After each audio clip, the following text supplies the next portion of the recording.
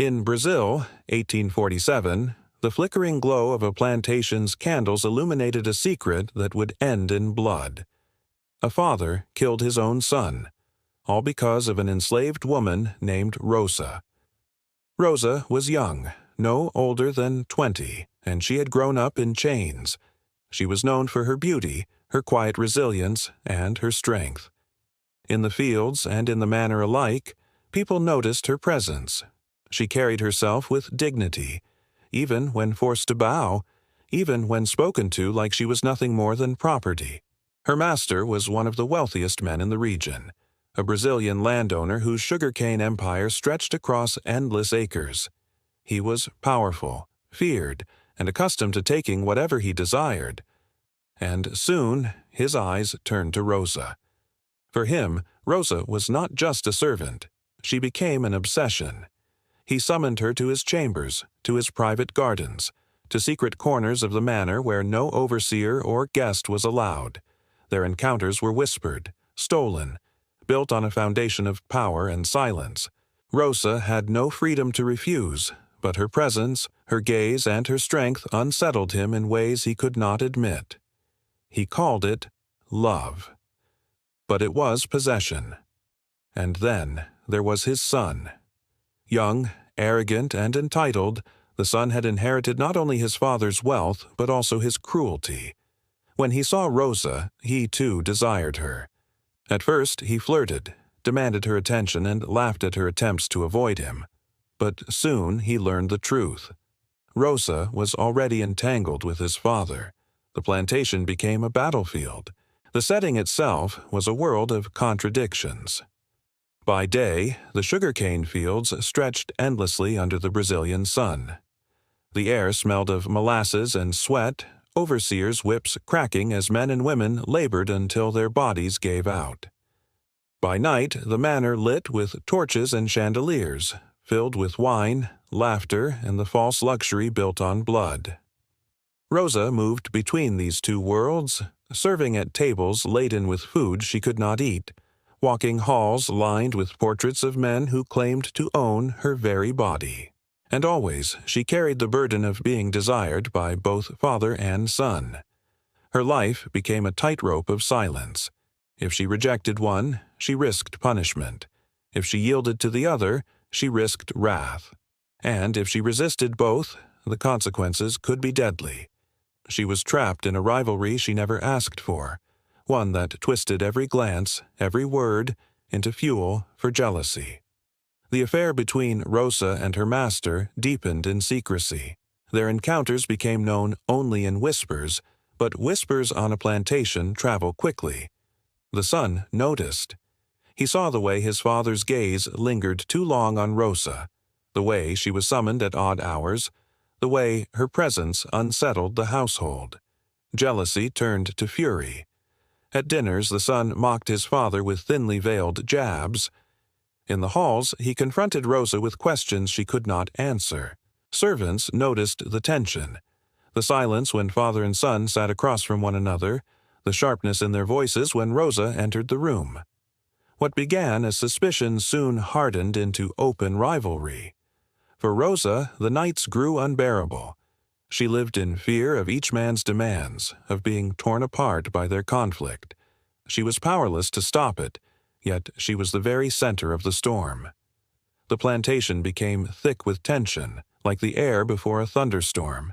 Every meal, every gathering carried the weight of unspoken rage.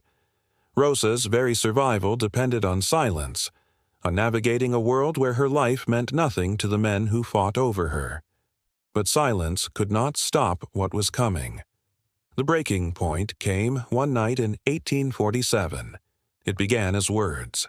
The son confronted his father in private, or so he thought. Rosa was nearby, caught in the crossfire of their anger. He accused his father of shame, of weakness, of humiliating himself over a slave. The father responded with rage, insisting his authority was absolute, that his desires were law. Their voices rose, echoing through the plantation halls, words sharper than blades.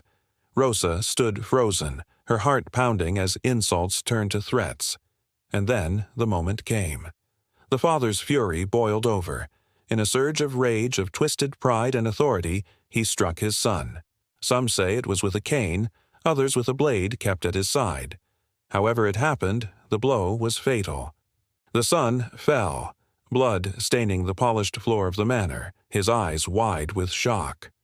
Silence followed, a silence heavier than screams. Rosa stood in horror, unable to move. She had watched a father kill his own son, and she knew it was because of her. Not by choice, not by intent, but because she had been forced into the center of their desires.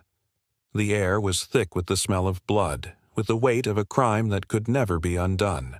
The master stood over his son's body, breathing hard, his face twisted with rage and something darker, guilt. For all his power, for all his authority, he had destroyed his own bloodline with his own hands. And Rosa, the enslaved woman he claimed to love, had become the silent witness to the unthinkable. The plantation would never be the same. The aftermath was chaos. Word of the killing spread in whispers, carried by servants, overseers, and enslaved workers. The household became shrouded in fear. Some said the master tried to cover it up, burying his son's body quietly, silencing those who knew. Others claimed he descended into paranoia, haunted by what he had done, lashing out at anyone who mentioned his son's name. Rosa bore the heaviest burden. Though she had never chosen the rivalry, though she had never sought it, she was blamed. Some accused her of witchcraft, of seduction, of sowing discord between father and son. Others saw her as a tragic figure, caught in chains that forced her into an impossible role. Whether punished, exiled, or simply forced back into silence, her life was forever marked by the blood spilled that night. Among the enslaved, Rosa's name was whispered with a mixture of sorrow and awe. Her story became a symbol of how slavery poisoned everything it touched, not just the lives of the enslaved, but the very families of those who believed themselves masters. Slavery turned love into coercion, desire into violence, and kinship into murder. The master, though wealthy and powerful, could not escape what he had done. Some say he grew old and bitter, isolated in his manor, tormented by the memory of his son's death. Others say he doubled down on cruelty, lashing out to remind himself of the control he still held. But no matter how he lived after that night, the shadow of his crime followed him. The wider community of Brazil responded with silence. Records of the killing were buried, erased, forgotten. Planters had no wish to publicize a scandal that revealed how fragile their authority truly was. The official histories never spoke Rosa's name, but the silence itself was telling, an attempt to bury a truth too shameful to confront. Rosa's legacy is not written in books. It survives in fragments, in whispers, in the understanding that slavery left scars far deeper than chains. She was not free to love, not free to refuse, not free to escape.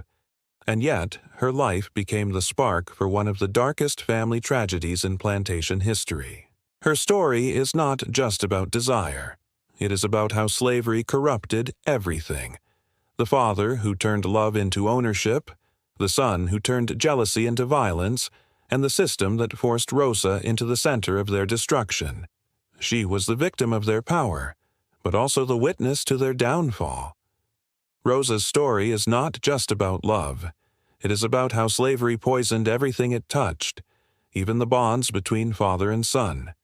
This was her story, but thousands more remain buried in silence. If you want to uncover more dark and hidden slave stories, watch this playlist here, and don't forget to subscribe for more haunting history. Some histories are buried, but some shadows never fade.